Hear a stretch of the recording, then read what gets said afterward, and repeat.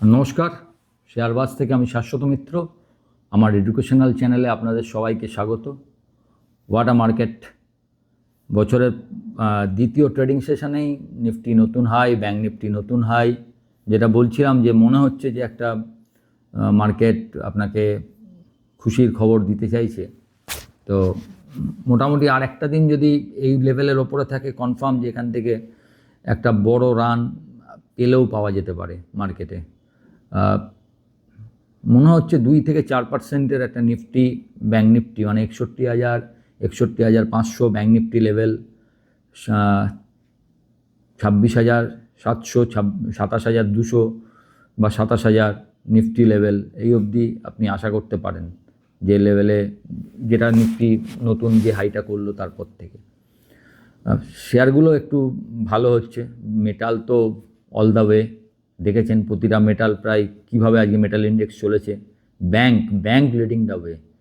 ফার্স্টে আমি সকালে লিখেছিলাম ব্যাংক, আইটি আর অটো চলতে পারে। আইটি অতটা চলেনি, ব্যাংক, অটো, মেটাল, তিনটেই। মেটালের রানটা সত্যি অসাধারণ। মেটাল মানে যেভাবে aluminium stocks, zinc, steel stock প্রথম দিকে চলেনি, এখন চলছে।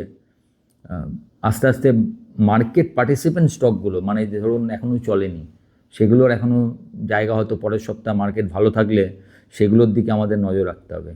ক্যাম্প, সিডিএসএল, বিএসসি, এগুলো কিন্তু কোনো এখনও সেরম মুভমেন্ট নেই।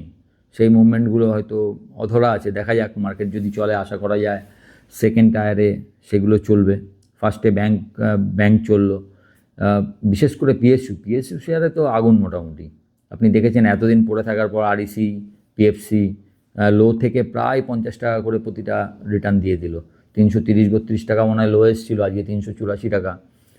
ভালো একটা নিচ থেকে বেশ ভালো কেনাকাটি হয়েছে আর কি। ভ্যালুয়েশনগুলো ওরম ছিল, সস্তায় এসে গেছিলো অনেকটা। যখন খারাপ থাকে তখন মনে হয় যে না, আরও কোথায় যাবে, কোনো ঠিক নেই। বহু লোককে দেখবেন, আপনারা বলেন, বারবার বলেছি ভ্যালুয়েশন ভালো, পড়ছে কেন জানি না।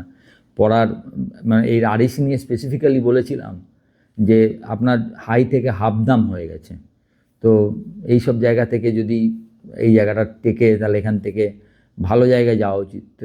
দেখা যাক এগুলো কি করে। জানুয়ারি থেকে মার্চে গ্লোবাল মার্কেট আপনি দেখেছেন, গ্লোবাল মার্কেটে এখনও দুদিন ধরেই মার্কেট বন্ধ। আজকেও মনে হয় বেশিরভাগ মার্কেট বন্ধ। যাই হোক, নেক্সট উইক থেকে বোঝা যাবে। এখন আমরা সকালেও আপনাদের লিখেছি, একটাই আমার দিক দিয়ে ভয়, মার্কেট নিয়ে মানে আমাদের মার্কেট নয়। যদি আমেরিকায় একটা সেল অফ আসে, যে সেল অফটা জানুয়ারি থেকে মার্চের মধ্যে কোনো টাইমে আসতে পারে বলে আমার ব্যক্তিগত মনে হয়। আসবে এরকম কোনো ঠিক নেই। মার্কেট ভ্যালুয়েশন যদি ঠিক হয়ে যায়, ওরা যদি ভাবে না এটা স্ট্রেচ ভ্যালুয়েশন নয়, তাহলে এত চিন্তার নেই। তবে সেক্ষেত্রে একটা সুবিধা কী হবে, সেখানে ইন্ডিয়ান মার্কেটও পড়বে। এমন নয় যে আমেরিকা পড়লে আমরা একদম এখান থেকেই টানা বেড়ে যাব, কিন্তু সেই পড়াটা হচ্ছে আমার মনে হয় সবথেকে ভালো বাইং অপরচুনিটি মার্কেটের জন্য হবে। এখনও ঠিক আছে, যতক্ষণ না এসব হচ্ছে এসব নিয়ে আলোচনা করার দরকার নেই। এখন যা চলছে আপনি স্টপ লস দিয়ে দেখুন। এভার হাই মার্কেট, প্রতিটা রিলায়েন্সের মতো শেয়ার নতুন হাই করছে। রিলায়েন্স করছে মানে মার্কেট যারা লিডার, এলটি, রিলায়েন্স, ব্যাংকে এখনও এইচডিএফসি ব্যাংক, আইসিআইসিআই ব্যাংক নতুন হাইতে যায়নি। তাহলে বুঝুন ব্যাংক নিফটি তাহলে কোথায় যাবে যদি এইচডিএফসি, আইসিআইসিআই এরপর চলে। ব্যাংক মোটামুটি পিএসইউ ব্যাংক দিয়ে চলছে আপাতত। কোটাক একটু সাথ দিয়েছে, আর পিএসইউ। এখন মেন ব্যাংকগুলো এখনও চলেনি, সেগুলো চলার জায়গা আছে। একটা কথা মনে রাখবেন যে বড় যে মিড ক্যাপ, ওপর থেকে কিন্তু অনেকেই প্রায় 50% হয়ে গেছে। সুতরাং সেখান থেকে একটু রান তো হতেই পারে। আপনি পড়াটা দেখুন, যেরম বেড়েছিল, ধরুন একটা মিড ক্যাপ আপনি যদি 23 সাল ধরেন, তাহলে লো থেকে প্রায় 5-6 গুণ হয়েছিল। সেখান থেকে 50% কারেকশান, সেখান থেকে আবার একটা মুভ নিচ্ছে। তো আশা করা যায় এই মুভটা একটু থাকবে আপনাকে। তবে সবসময় যেহেতু আপনি মার্কেটে আজকে সব ভালো নিউজ, কালকে যদি একটা যুদ্ধের নিউজ আছে, কিছু খারাপ আছে, আবার সব খারাপ হয়ে যাবে। তো সেই অনুসারে আপনাকে স্ট্রিক্ট স্টপ লস রেখে বা হেজ করে আপনাকে কাজ করতে হবে। সেটা আপনাকে সবসময় আপনার নিজের দিকে ক্লিয়ার থাকতে হবে।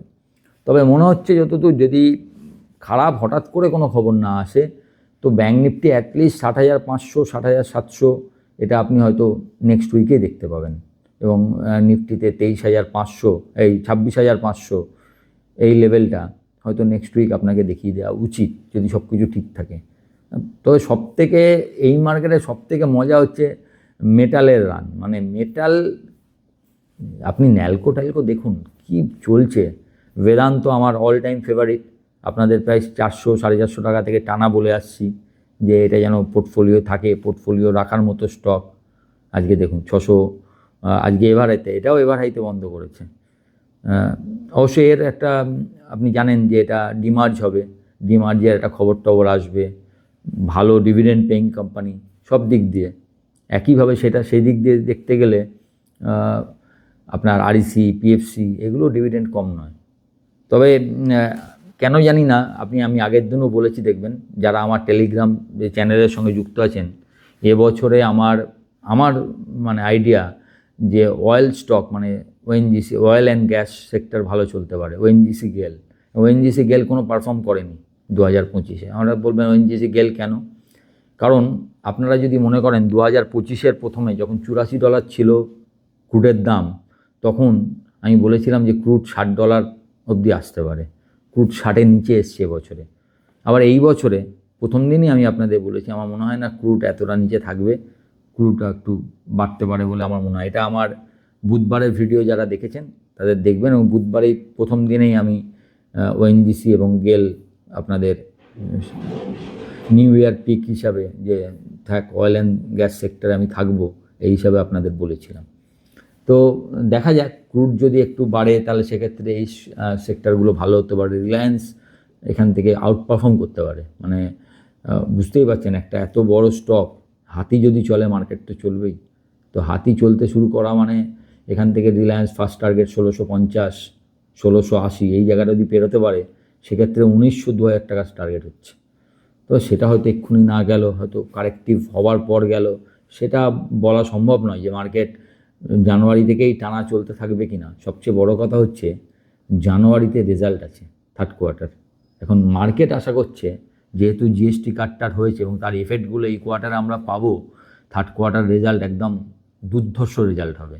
তো থার্ড কোয়ার্টার রেজাল্ট অনেকটা নির্ভর করবে। এখন কী হয় রেজাল্টে আপনি কি করেন যে আপনার ফান্ডামেন্টালটা ঠিক আছে কিনা আপনি বুঝতে পারেন। তা রেজাল্ট যদি ভালো এসে যায় তাহলে যদি আপনার ফান্ডামেন্টাল ঠিক থাকে তাহলে ভ্যালুয়েশন তো এমনিতেই সস্তা হয়ে যাবে। তখন ধরুন আপনার যদি ইপিএস বেড়ে যায় প্রতিটা শেয়ারের, যে হ্যাঁ রেজাল্ট এই ভালো আছে, নেক্সট কোয়ার্টারে আউটলুকটাও ভালো, সেক্ষেত্রে ইপিএস এমনিতেই আপ হবে। সেক্ষেত্রে কী হয় তখন আর ভ্যালুয়েশনটা আপনার যেটা কনস্ট্যান্ট মনে হচ্ছিল ইন্ডিয়ান মার্কেটে হেভি ভ্যালুয়েশন, ইন্ডিয়ান মার্কেটে একটা জিনিস বোল্ড রেখে দিন যে ইন্ডিয়ান মার্কেটে ভ্যালুয়েশন অন্যান্য মার্কেটের তুলনায় প্রিমিয়াম ছিল, আছে, থাকবে। এটা বোল্ড লিখে রেখে দিন। আপনি যদি অন্যান্য ব্রাজিল বা চায়না বা অন্য মার্কেটের সঙ্গে ইন্ডিয়ান মার্কেটের স্টকের ভ্যালুয়েশন করতে যান, আপনার মনে হবে ইন্ডিয়ান মার্কেট স্টকস আর ওয়ে ভ্যালু মানে বেশি দাম, এক্সপেন্সিভ, ওয়ে এক্সপেন্সিভ। কিন্তু সেই হিসাবে করলে হবে না। ইন্ডিয়ান মার্কেটের স্টক চিরকালই এক্সপেন্সিভ ছিল, ওইটুকু প্রিমিয়াম সে বেশি পেত। তার কারণ হচ্ছে এইখানে আপনি ইন্ডিয়ান মার্কেটে ধরুন কোনো ফরেনার আসছে, তাদের সঙ্গে আমাদের পুরো ট্রান্সপারেন্সিতে কাজ হয়, যে ট্রান্সপারেন্সি আপনি চায়নায় পাবেন না, সেটা তাদের মতো করে আপনাকে চলতে হবে। তো সে একটা আপনি যে দেশ অবভিয়াসলি অটোক্র্যাট আর ডেমোক্রেটিক দেশের মধ্যে একটা ভ্যালুয়েশনের পার্থক্য আপনাকে সবসময় দেখাতে হবে। কিন্তু আমি এটা মেনে নিচ্ছি যে অন্যান্য মার্কেটের থেকে আমাদের মার্কেটে এক্সপেন্সিভ বেশি, কিন্তু আজ থেকে 6 মাস আগে মার্কেট যে ভ্যালুয়েশনে স্টকগুলো ছিল তার থেকে এখন কিন্তু স্টকগুলো চিপার হয়েছে।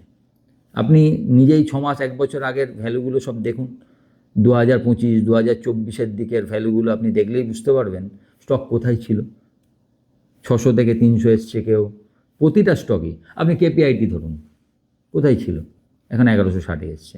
আপনি ভালো ভালো স্টকের আপনার যদি আপনি ধরেন ভাটেক ওয়াবাক থেকে আরম্ভ করে সবই আপনি 20 থেকে 30% ডিসকাউন্টে পাবেন। বহু শেয়ার আপনি 60% 50-60% পর্যন্ত ডিসকাউন্টে পাচ্ছেন।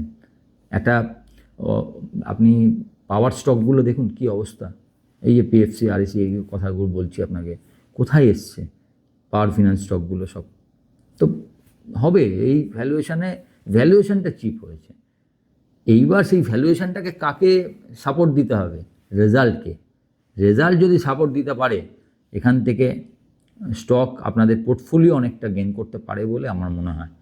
বিশেষ করে ছোট পিএসইউ ব্যাংক স্টক।